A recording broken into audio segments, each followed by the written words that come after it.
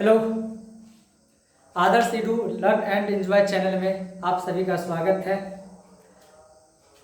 अगर आप हमारे चैनल में नए आए हैं तो आप सब्सक्राइब कर दीजिए। आज हम लोग पढ़ेंगे मानव नेत्र फिजिक्स का तीसरा चैप्टर है। मानव नेत्र के बारे में आज हम लोग बहुत ही विस्तार पूर्वक पढ़ेंगे, जो एग्जाम की दृष्टि से भी बहुत ही महत्वपूर्ण है। ये उत्तरीय प्रश्न में पूछा जाने वाला है। अगर हम आज इसको अच्छी प्रकार से समझ लेते हैं, देख लेते हैं, तो 5 नंबर वाले जो प्रश्न है वो हमारे हाथ में चले आएंगे। आइए समझते हैं। सबसे पहली बात हम लोग ये समझते हैं कि मानव नेत्र, ये नेत्र होता क्या है। आँख होता क्या है। आँख एक ऐसा प्राकृतिक प्रदत्त प्रकाशीय यंत्र है जिसके कारण हमें इस रंग बिरंग दुनिया को देखने की अनुभूति प्राप्त होती है। अगर ये आँख नहीं होता तो आज हम ये जो रंग बिरंग की विभिन्न प्रकार की वस्तुएं हैं जिसको देख करके हम बड़े आनंदित होते हैं, उस आनंद को महसूस नहीं कर पाता। ये आँख है क्या? ये आँख एक ज्ञानेंद्रियां है जिसके कारण हमें देखने की अनुभूति प्राप्त होती है। हम ये देखते हैं कि ये रेड कलर है, ये ग्रीन कलर है, ये येलो कलर है, ये पहचान कर पाते हैं। अब इसकी हम बनावट समझते हैं। सबसे पहला जो होता है हमारा आँख जो है, ये लगभग एक गोलाकार रचना है। ये देखिए, ये जो आँख है ये लगभग एक गोलाकार रचना है, और ये जो गोलाकार वाली जो रचना है, इस गोलाकार रचना को कहा जाएगा नेत्रगोलक। नेत्रगोलक क्या होता है? नाम ही स्पष्ट है। नेत्र मतलब आंख, गोलक मतलब गोलाकार रचना, मतलब मानव आंख लगभग गोलाकार रचना आकृति में होता है। इसी भाग को हम लोग क्या कहेंगे? नेत्रगोलक कहते हैं। अब नेत्रगोलक के बाद आ जाता है, अगर आप आंख देखिएगा तो आंख के जो सबसे ज्यादा भाग होता है वे श्वेत रंग की हिस्सा होता है, और ये जो श्वेत रंग की जो हिस्सा है ये अपारदर्शी होता है। इस अपारदर्शी मोटी रंग की जो परत होती है, चमड़े की जो परत होती है, उसी को कहा जाएगा नेत्रगोलक। अगर परिभाषा कहेंगे तो हम ये कहेंगे नेत्रगोलक के सबसे बाहरी परत, ये जो नेत्रगोलक है ये नेत्रगोलक के सबसे बाहरी परत जो सफेद रंग की मोटी अपारदर्शी चमड़े की भांति होता है, उसी को कहा जाएगा श्वेत पटल कहा जाएगा। अगर इस फोटो की बात करते हैं, ये जो सबसे ये पूरे आकृति ये हमारा नेत्र का है, गोलाकार रचना है, तो इसको कहा जाएगा नेत्रगोलक। और ये जो सबसे बाहरी वाली ये जो हिस्सा है, ये जो सबसे बाहर वाली हिस्सा है, ये जो गया हुआ है, ये जो है ये श्वेत रंग की हिस्सा होता है। श्वेत रंग की हिस्सा होता है, मोटे चमड़े की परत होती है, ये वाले भाग को कहा जाएगा श्वेत पटल कहा जाएगा। ये जो सबसे बाहरी भाग, यही श्वेत पटल आगे आकर के देखिए ये उभरा हुआ रचना है। हमारे आंख अगर देखिएगा ये उभरा हुआ रचना सा दिखता है। जो उभरा हुआ रचना है, ये जो उभरा हुआ रचना गया हुआ है, ये जो ऐसे करके ये जो गया हुआ है, ये वाली रचना, ये उभरा हुआ जो रचना है, इस उभरा हुआ रचना को कहा जाएगा कॉर्निया कहा जाएगा। तो कॉर्निया किसको कहा जाएगा? तो श्वेत पटल, ये जो श्वेत पटल है, इस श्वेत पटल के अगला हिस्सा जो उभरा हुआ होता है और पारदर्शी भी होता है।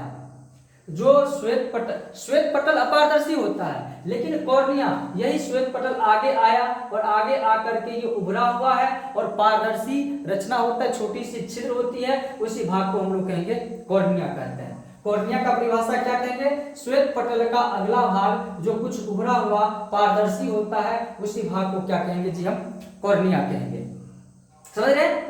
मानव नेत्रगोलक का जो सबसे बाहरी भाग जो सफेद रंग की मोटे चमड़े की भांति होती है, इसको क्या कहा जाएगा? श्वेत पटल कहा जाएगा।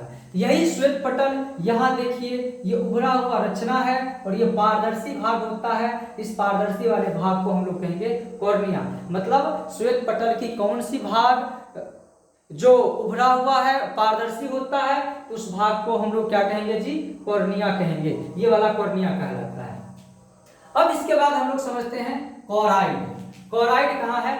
यहां समझिए, ये जो हमारा श्वेत पटल जो है, श्वेत पटल के ये जो नीचे वाला हिस्सा, ये श्वेत पटल हुआ, ये वाला पूरे श्वेत पटल हुआ, और ये श्वेत पटल के ये नीचे वाला हिस्सा जिसको हम कलर कर रखे हैं, डॉट डॉट दे करके जो कलर कर रखे हैं, श्वेत पटल के नीचे गहरे भूरे रंग की एक परत होती है। इस ये जो श्वेत पटल है, इस श्वेत पटल के नीचे गहरे भूरे रंग की परत होती है, उस गहरे भूरे रंग की परत को कहा जाएगा कोराइड। पहली रचना क्या है जी? नेत्रगोलक, जो लगभग जो गोलाकार रचना होता है वो नेत्रगोलक कहलाएगा। इस नेत्रगोलक के जो अधिकांश भाग मोटे चमड़े की भांति सफेद रंग की होती है, जिसको श्वेत पटल कहा जाता है। यही श्वेत पटल जो उभरा हुआ रचना होता है, जो पारदर्शी होता है, जिसको कॉर्निया कहा जाएगा। अब इस श्वेत पटल के अंदर की भाग जो भूरे रंग की होती है, जो भूरे रंग की रचना होती है, उसको कहा जाएगा कोराइड। ये किस रंग का होता है जी? ये हल्का सा भूरे रंग का होता है, इसको क्या कहा जाएगा? कोराइड कहा जाएगा। अब इस कोराइड को देखिए, ये कोराइड आगे आता है तो आगे आकर के दो भाग में बढ़ जाता है। एक ये वाला रचना, उंगली जैसी रचना जो है, और ये एक रस्सी जैसे ये क्या कर रखा है, लेंस को पकड़ के रखा है। तो ये जो कोराइड जो है, ये आगे चल करके दो भाग में विभक्त हो जाता है। ये कोराइड आगे चल करके दो भाग में विभक्त हो जाता है। एक को कहा जाता है आइरिस और दूसरे को कहा जाता है सिलियरी मांसपेशियां। ये आइरिस जो होता है, ये श्वेत पटल के आगे का भाग, ये जो क्या कहते हैं कोराइड है, ये कोराइड वाले जो भाग, ये आगे की जो हिस्सा होता है, ये डायफ्राम के रूप में फैलता है और ये सिकुड़ता है। ये जो आइरिस है, ये आइरिस डायफ्राम के रूप में फैलता है और सिकुड़ता है। तो ये डायफ्राम के रूप में फैलने और सिकुड़ने वाले जो भाग है, उसको हम लोग आइरिस कहेंगे। अगर आइरिस का परिभाषा कहा जाएगा तो हम लोग ये कहेंगे, जो कोराइड है वो कोराइड आगे चल करके दो भाग में विभक्त हो जाता है। तो एक होता है आइरिस, दूसरा होता है सिलियरी मांसपेशियां। ये आइरिस क्या होता है? तो कहेंगे ये कोराइड के आगे वाली भाग जो डायफ्राम के रूप में फैलता है और सिकुड़ता है, तो उसको कहा जाएगा आइरिस। आप ये चीज कभी देखे होंगे, गौर किए होंगे, जब आप तीव्र प्रकाश में रहते हैं तो तीव्र प्रकाश में रहने पर क्या होता है, ये आइरिस जो होता है, ये आइरिस सिकुड़ जाता है। जब वही हम छाया में आते हैं तो छाया में आने पर क्या होता है, ये आइरिस बड़ा हो जाता है। अब इसी के भाग में एक रचना है, ये छेद होता है। ये जो आइरिस है, आइरिस के बीच में ये देखिए जो ये रचना बना हुआ है, ये छेद होता है। ये खाली जो स्थान है, ये छेद है। इसी छेद को कहा जाएगा पुतली। जब ये आइरिस बड़ा होगा, तो बड़ा होने पर पुतली हमको छोटा हो जाएगा। जब ये आइरिस सिकुड़ेगा, सिकुड़ने पर पुतली बड़ा हो जाएगा। ये बात हो गया। अब इसके बाद हम लोग समझते हैं सिलियरी मांसपेशियां। सिलियरी मांसपेशियां किसको कहते हैं? ये जो कोराइड है, ये आगे वाला हिस्सा हो जाएगा और ये पीछे वाला हिस्सा। कोराइड के पीछे वाले हिस्सा, ये जो कोराइड वाली रचना है, इस कोराइड के पीछे वाले भाग जो क्या कर रखा है, नेत्र लेंस को बीच में लटका के रखा है। ये बताइए, इधर से कोराइड का ये वाली रचना, ये और इधर से ये वाली रचना, ये दोनों क्या कर रखा है, ये क्या कर रखा है, नेत्र लेंस को बीच में लटका करके रखा है। ये वाले भाग कहलाएगा सिलियरी मांसपेशियां। समझ रहे हैं? अब इसके बाद आ जाता है नेत्र लेंस। नेत्र लेंस किसको कहा जाता है? ये नेत्र लेंस जो है, ये जिलेटिन नामक एक पदार्थ होता है जो मुलायम होता